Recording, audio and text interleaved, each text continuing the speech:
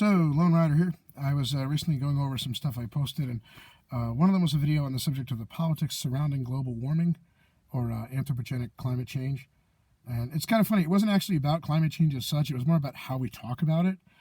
And the point I was trying to make is that just because somebody has some questions or doubts or wants something explained doesn't mean that they're in denial or that they're lunatic fringe or that they're a shill for big oil. And I thought this was kind of obvious. I mean, whenever you have a contentious political issue, there's going to be people who have questions. And the thing with global warming or anthropogenic climate change is, of course, it is a political issue. It becomes a political issue when you propose government action. And on other political issues, nobody has a problem with asking questions. You know, if somebody's got an idea for a new tax policy or a change to foreign policy or healthcare, nobody has a problem with people asking, how will this affect me? Will the costs outweigh the benefits and vice versa? Who will pay for it? Is it going to do what people say it's going to do, etc.? And then, of course, can we do it within the framework of how our government's set up, which in the United States, of course, is the Constitution? Or do we have to then, basically give the government a blank check on power in order to allow them to do something that isn't within that framework, but that we think is worthwhile because it will stop this problem, yada, yada, etc., etc. Essentially, politics is hashing out the relationship of the government to the citizen and vice versa. And when you raise the issue of a change in government policy or even in the policies of several governments working together, such as, say, with the Global Warming Treaty, it becomes a political issue when you propose government action. And once it becomes a political issue, politics get into it and people have all kinds of questions. And on no other political issue is there a problem with asking these questions. But when it comes to global warming, if you have a question about how it will be implemented or what the efficacy will be or if it can be done in a constitutional manner or, how it's going to affect, anything under the sun, it's like, well, okay, you have a single question, so you must be either the lunatic fringe, go get your tinfoil hat and sit in the corner, or you're in the pay of the big oil companies, so we're not going to listen to you, or you're in denial or whatever. And it's actually kind of funny because YouTube kind of proved my point. They put a disclaimer on the video that I didn't put there, and I wasn't aware it was going to be put there. And basically, they do this with all videos about global warming that don't 100% march in lockstep with the prevailing political orthodoxy of the day, or even ask simple questions about it. And like I said, when something's a political issue, people ask questions. That's how we hash out policy. How else do you determine policy without talking about it? But when it comes to anthropogenic climate change, it seems like anthropogenic climate change is now like Fight Club. Remember that old movie, The First Rule of Fight Club is you don't talk about Fight Club? Well, it's like the first rule of climate change is you don't talk about climate change, apparently. Unless you're like 110% on board. Anybody who even has a question or wants something explained is just dismissed as, again, you're wearing a tinfoil hat, go sit in the corner, or you're in the pay of ExxonMobil or something. I wish I was in the pay of ExxonMobil. I'd have a nicer bicycle. No, but all seriousness, the point is that it seems to me that this is the only political issue where asking questions is like forbidden, and I don't understand that. In fact, we're even asking a simple question or even talking about the fact that you can't ask a question without this happening gets you basically put on like the bad list, and they put a disclaimer on your video. It's telling that YouTube is putting the same disclaimers on videos where they believe people have perpetrated hoaxes, such as if you have a raving conspiracy theory about aliens building the pyramids or the moon landing being faked. Those get the same kind of disclaimers, apparently, as somebody simply pointing out that the way we talk about climate change is different than any other political issue. And why is that? Why is this the one issue where you can't ask a question? And, of course, I wasn't talking about the science of climate change. I was talking about the politics of it. And like I said, the two are sort of, it's like layers on an onion. They're related, but they're separate. Because someone questions the political proposals or the methods for arguing for those political proposals, in other words, the way it's talked about, doesn't necessarily mean somebody disputes the science. Likewise, you could have somebody who has questions about the science but is totally okay with the political proposals and with the way in which they're advocated for. So, the question becomes, I guess, is, it's disingenuous when somebody questions the politics to argue that they're denying the science. And then the question is, as far as the science itself goes, what about that, right? And of course, in some ways they are intertwined. We know, a lot of the way the science is presented to the general public is very politicized. But at the same time, the issue, I wasn't really addressing the issue of global warming one way or the other. I was addressing how we talk about it. Because like I said, that's its own issue. This has become a political issue because there's a proposed government action. And when anything becomes a political issue, it's therefore a subject for political discussion. It has to be. Or how else do you decide on policy? And it's kind of funny that this is the only political issue where it's like the rule in that movie Fight Club. The first rule of global warming is you don't talk about global warming. Well, then how are you going to come up with a policy, right? How are you going to, it's strange. And then they go ahead and they proved my point by attaching a disclaimer to a video that wasn't even even if you could argue that, okay, if somebody questions global warming, you should have this disclaimer on their video, which I don't think would be, a good idea. I think, you should give your viewers credit enough to say, okay, if something really is bupkis, they're smart enough to spot it themselves, maybe. I mean, the basic premise of putting these disclaimers on there is that people are so stupid they can't tell, a raving loon from somebody who may or may not have a point. But beyond that, there's the issue of, even if you were going to argue that it's okay, if somebody disputes global warming or denies or whatever you want to call it, put a disclaimer on their video. I never raised the issue of global warming one way or the other in terms of, saying it's happening or not happening or whatever. I was simply talking about how it's talked about, and that got a disclaimer. So it's kind of funny. It's like you can't even talk about how it's talked about without getting that disclaimer saying, oh, this is a denier, don't listen to this guy, blah, blah, blah. And the funny thing is, the whole point of the video was that very thing is why a lot of people have questions, right? A lot of people have questions that go unanswered because you get dismissed as a shill for big oil or a lunatic fringe or a flat earther or something the moment you just ask a question. And again, it could be something as simple as, how will the policy be implemented? What will its effects be? It doesn't necessarily mean you're against it. It doesn't mean you're for it. It doesn't mean you dispute, whatever facts there are. It doesn't mean you concur with whatever facts there are. It doesn't mean that there isn't maybe a question about some of those facts and how they're interpreted. It's just the fact that you have the temerity to ask a question at all.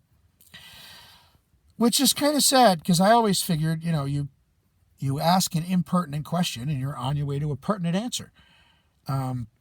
It's kind of the whole principle behind self-government and hashing out policy. How do we form a policy about something if we can't talk about it?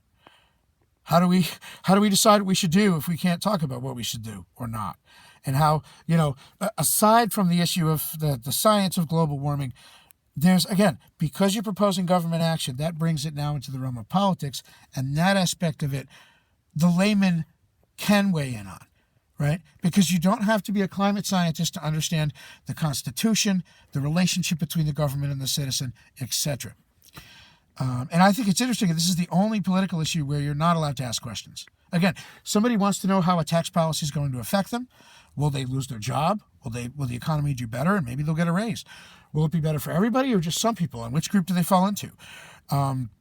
Is it going to accomplish the thing it's said to accomplish, or is it maybe, the costs are going to outweigh the benefits?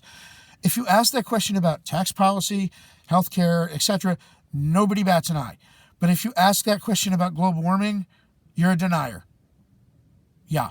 And I think it's funny that even talking about that fact, talking about the way we talk about it, asking a question about why you can't ask questions gets you labeled a denier too. And it's like, if this is really a serious issue, let's treat it seriously. Let's not have double secret probation for anybody who has the, audacity to admit that they have enough of a brain in their head to see that sometimes there are apparent contradictions. And, hey, will you please explain that to me if you expect me to agree with what you're proposing to do? I don't, look, if this really is as serious as people say, then let's treat it seriously and actually, sit down and explain and listen and hash out policy, rather than just have one view is all that anybody wants to listen to, and whenever anybody else has any other idea, it's like yeah, I can't hear you. That's not how we decide policy on anything else, but apparently on this issue, which is supposedly, so significant and so, important to the future of the globe. Yeah, on that issue, we can't even bother to let people ask questions. And I'm sitting there, I'm like, and by the way, when has asking questions about a policy and forcing the people who blindly support it to at least come up with maybe better arguments and maybe look at it for, check the downside and compare the two, the benefits to the cost and etc. When has that ever produced a worse policy? When has, having a vigorous debate and forcing people to examine all the angles, when has that ever led to a policy with a huge flaw? Hasn't that actually helped root out huge flaws in policies? Isn't that how we get the best possible policy? By having everybody pick it apart and look at it from all angles and try to say, well, what if this, what if that? And then at the end of the day, you at least know more about it than when you started. And hopefully, you're in a position to make a better decision. Because, let's face it, the people who just, support the policy going into it, they don't have any questions. They're certainly not going to ask the hard ones. And, that's where the rest of us come in, whether we're on the fence, whether we're against it, whether we're for it, but we just have questions, or whether we're just people who want to be informed about what's going on, and we take umbrage with the idea that just asking a question means that you must be either crooked or, some kind of conspiracy nutter. I don't think there's anything wrong with, wanting to ask questions. I think we should all ask questions, okay? Because the issue isn't so much, whether or not you believe in what's happening. And look, if something's happening, it's happening whether you believe it or not, because, your beliefs don't determine reality. On the other hand, if it's not happening, or if it's not going to be as bad as people say, again, that's also true whether or not people believe it or not. We really don't have any control over what's happening or not. Reality is what reality is. But we do have control over what we do in response to what we believe to be happening. And again, that's where the political side comes in. When you propose a government response, when you propose that the government do something, you've made it a political issue, right? And I think, it's disingenuous to say that because you have questions about the political side that you just don't believe in science. No, science has nothing to do with it. I'm talking about what you propose the government do. Because even if you're 100% on board with everything else, you could still have issues with that, either in terms of its efficacy, either in terms of the sacrifices that are going to have to be made, or in terms of simply where it fits in within, each country's own model of how their government should be run and what they believe its appropriate relationship is to its citizens. For example, here in the U.S., the legal authority for the government stems from the Constitution, which is the highest law in the land. It not only has a Bill of Rights, which safeguards particular protections and freedoms for the citizens by establishing their legal recognition, it also has specifically established powers and limits on the power of the government. Where would a particular global warming proposal to, let's say, deal with the threat of anthropogenic climate change fit in with that? Would it be constitutional? And then you have the question of, should you suspend constitutional government or give some kind of an exception in this case because the situation is dire? Which then raises the question, well, then what's the point of having a constitution anymore? And what is then the supreme law of the land?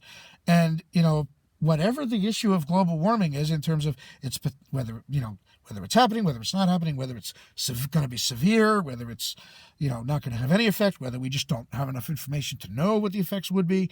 The point is, the political effects are something that we can talk about, right? The average layman may not find all the science that accessible, and frankly, there's a lot of politics in the science anyway.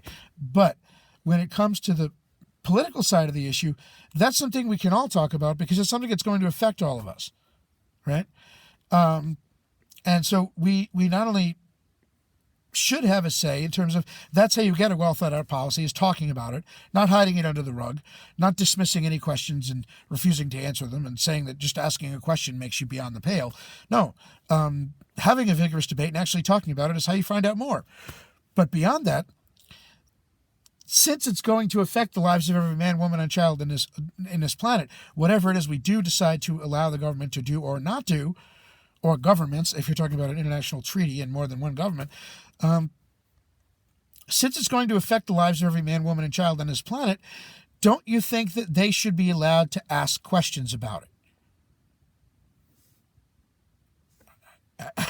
I mean,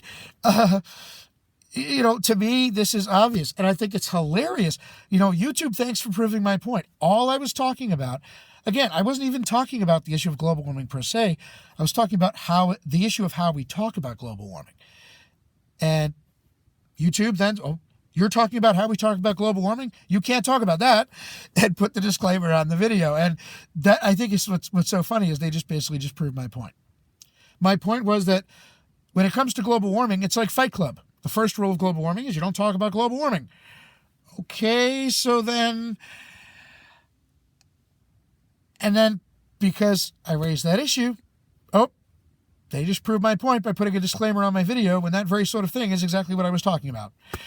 And it is worth noting that, again, the disclaimer is the same sort of video seen on people who deny, quote unquote, global warming. When I wasn't even talking about global warming one way or the other, I was talking about the politics surrounding it and simply how we talk about global warming. And then there's the issue of whether or not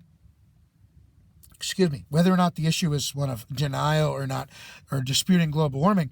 The issue is simply that why should a political issue, whether it's global warming or tax policy, and again, global warming does have a political component because of proposed government responses, that makes it whenever you propose government action, you're making it a political issue.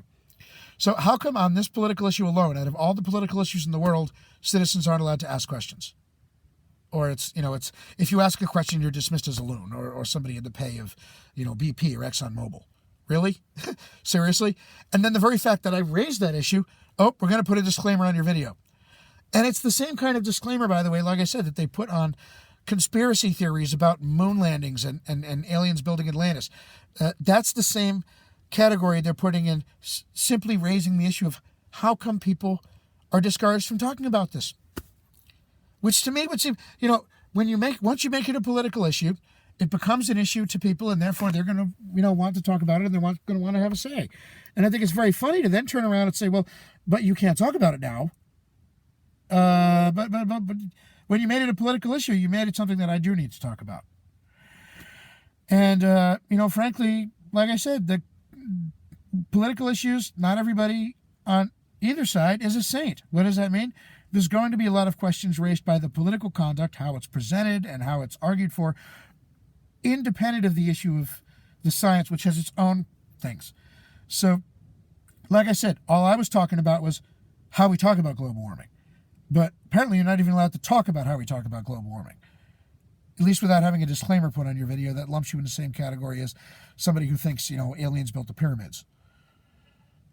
Which is kind of funny, actually, if you ask me. When did saying that citizens have a right to talk about the policies they're going to be forced to live under and demand answers from people who are proposing them, when did that become a conspiracy or a hoax or in the same category thereof, right?